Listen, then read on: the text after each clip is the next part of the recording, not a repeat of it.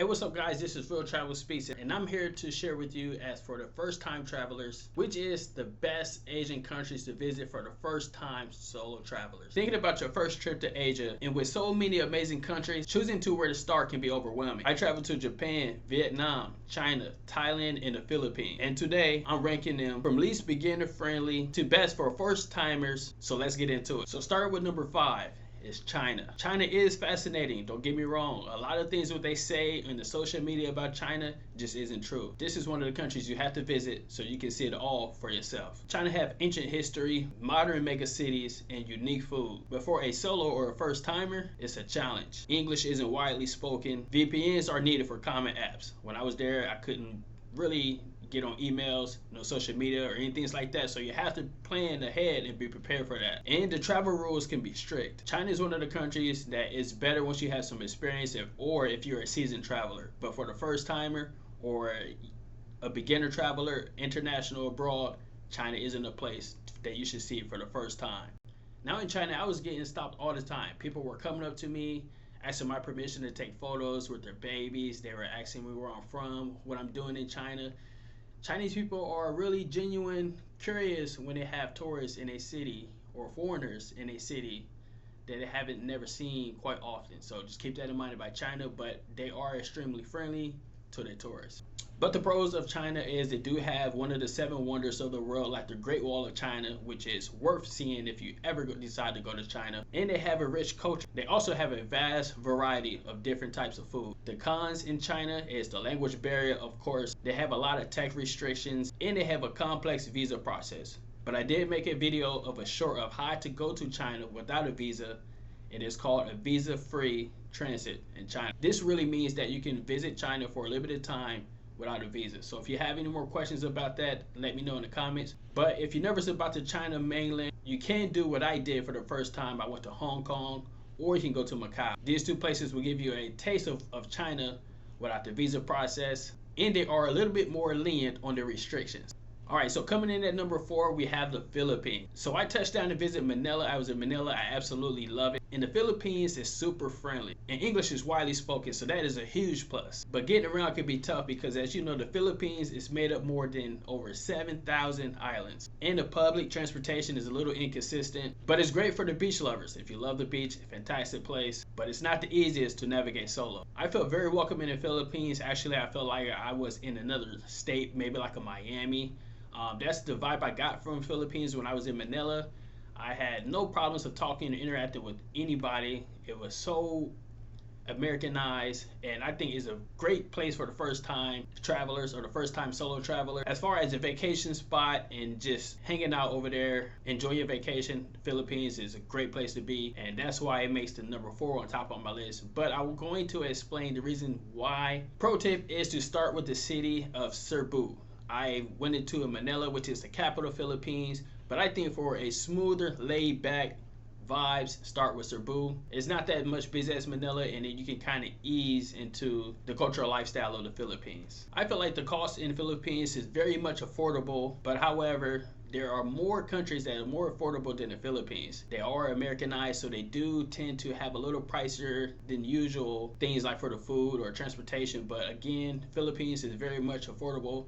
I don't see you have any problems with budgeting there in the Philippines, so the affordability is great there. I feel like the Philippines is safe enough for first time travel or solo travelers. There have been some times in the current they were kind of raised on the travel advisory list in the Philippines, but just keep that in mind. Don't go to places you are not too sure about, and always do your research before you visit these type of countries. But I feel the Philippines is truly safe enough for the first time travelers. The Philippines is also a place for a lot of digital nomads. There's a lot of people that I met over there who are over there just working abroad and just living the best of their life. So Philippines, for me, is definitely on the top 5 list to visit for the first time in Asia. And number 3 is budget friendly and adventurous, but fast paced and can be overwhelming, is Vietnam. So Vietnam is an adventurous choice and is budget friendly. In my opinion, the most affordable country that I've ever been to. I love to go in Vietnam. I love to spend money for gifts and shopping for myself in Vietnam. You cannot beat any better bargain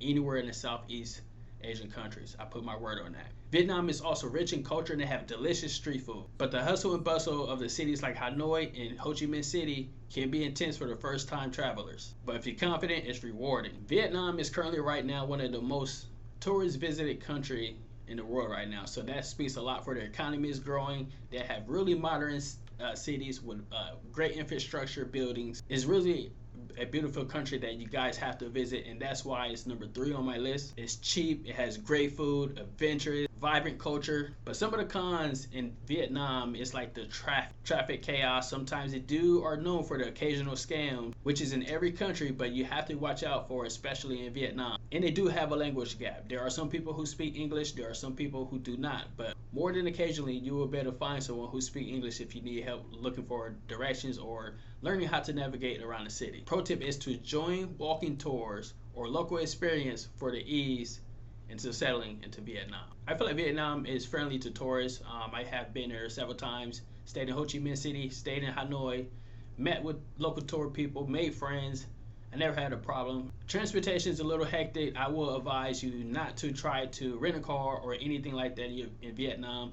I would just plan on hiring any taxi drivers or local tour guide in Vietnam and allow them to do all the heavy lifting such as transportation or weaving in and out of traffic to get you to your destination. Number 2 on my list was my first country that I ever decided to travel outside the United States in 2019, which is always my dream location. The reason why it's not number 1 on my list is because of the language barrier and affordability.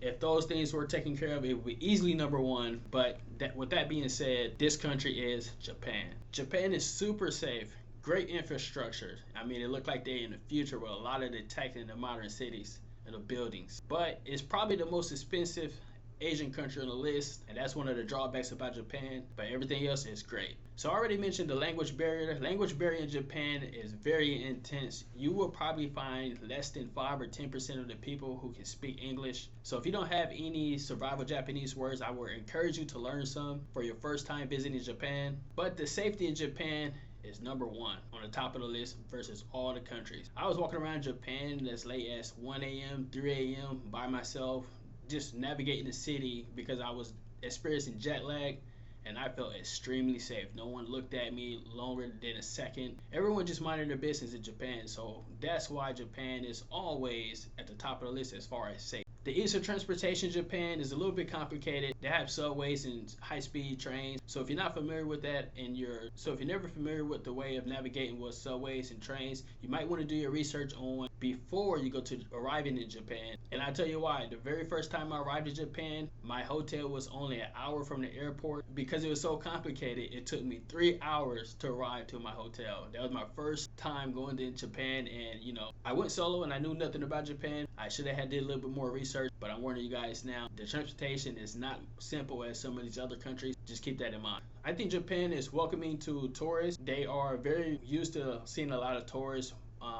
Japan is one of the top cities in the world, so a lot of times when the people see tourists in Japan, it's just natural to them. They will look at them, but there are some times you will get people who have not encountered a tourist, and they may get excited and approach you and just want to speak to you. Now, the cultural experience in Japan is next to none. Japan just have so many things to offer in their culture that I haven't experienced anywhere else. You have the onsen, which is the Japanese hot springs. You have the Shinto. You have the sumo wrestling. You have the sushi. You have the anime culture, the J-pop. It just goes on and on. The list goes on and on. Japan has so many things to offer from their culture. So I think it's a great experience for you guys to go check out for the first time. If you want to visit Asia, make sure you check out Japan. There are a lot of digital nomads and a lot of people working in Japan as teachers. I have met a lot of tourists and foreigners in Japan that's from the United States or that's from Africa. They are staying in Japan working as teachers, or they open their own bars. So Japan has a high digital nomad or remote work environment. Japan is ultra safe, super clean. They have some of the best public transportation in the world. Even if you don't speak Japanese, signs are often in English. It's amazing for the solo travel, but it's not the cheapest. Some of the drawbacks of Japan is the expensiveness, the affordability, as I had mentioned, and some of the social etiquette may confuse the first-time traveler. There are things like, for example, you cannot walk and eat ice cream. You cannot walk and eat at the same time. Here in the United States, people don't care. People eat while they're driving, eat while they're walking, or eat on their phone. And on the public transportation, you cannot talk on your phone. Here in the United States or most likely any other country, you're able to walk and talk on your phone or, in anywhere in the public. But in Japan, they have a lot of social etiquettes that you may need to research before you go there. Pro tip, when you're in Japan, get a Japan Rail Pass. With this type of pass, you'll be able to transport to nearby cities and places. And for budget, go to the 7-Eleven. They have a lot of 7-Eleven meals to stretch your dollar. Eat at the 7-Eleven meals, which are a lot cheaper than the restaurants. So the number one country that I can recommend that you guys probably are aware of already is Thailand. Thailand is affordable, super easy for solo travelers. They have a huge backpacker scene and is very welcoming. If you guys are new to my channel, then you should probably know that I spend a lot of time in Thailand as I have property there that I travel back and forth. I love Thailand. They have a special place in my heart, and I'm going to go over the reasons why. So the reason why Thailand takes the crown is, as I mentioned before, it's welcoming, it's affordable, and it's built for travelers. Thailand has always been, as for many years, the number one top visited country in the world, especially the city of Bangkok. Whether you want the beaches, the temples, or the mountains, it's all here in this country. Plus, it's one of the biggest solo backpacker countries in the world. They have easy transportation. They are friendly with the locals. The locals are super friendly, super happy. You feel welcomed. The customer service and it's a great digital nomad spot. But don't get it twisted, Thailand do come with some cons as well as every country in the world. There are tourist scams in the busy cities, and they have some seasonal weather. They have rainy weather, which can last for days and weeks. Now, there is some language barrier in Thailand, but there are, I would say, probably about maybe 50% of people in Thailand can speak broken English. May not be fluent, but enough for you to understand and have a good conversation. The safety is extremely safe in Thailand. I feel always safe, never had a problem with anyone. I spent the most time in this country than anywhere in the world, and I never had one problem with my safety in Thailand. They do have public transportation, which is quite easy to use. They have apps like Grab or Bolt, which are similar to the Uber services. And the cost is very affordable in Thailand. It's super cheap. I would say it's pretty similar to Vietnam. You have 4-course meals throughout the day. I remember the time when I went to the movies, I went bowling, I went to dinner. I got treats.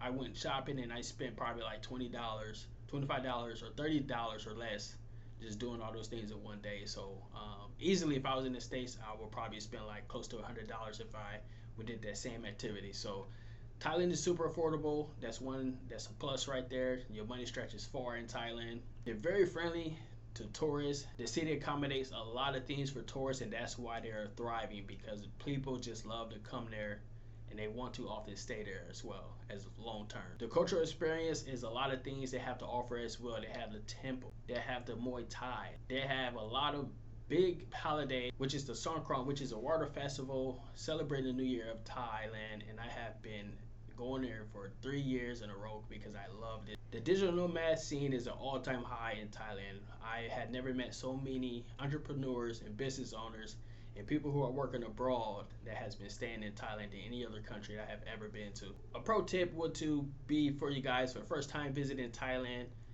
land in Bangkok, stay in Bangkok for a few days until you figure out where you want to go, whether you want to go north of Thailand or you want to go to south to the beach or go to another island hopping around. Thailand has a lot of things to offer, so take your time when you go to Thailand and you will really enjoy it. Alright guys, so this is just a quick breakdown on the top countries that I think you should start to visit in Asia for the first time travelers or the solo travelers. So let me know which one of these countries you would choose first as a solo travel destination in Asia. If you have any questions I did not cover in this video, please leave them down below in the comments.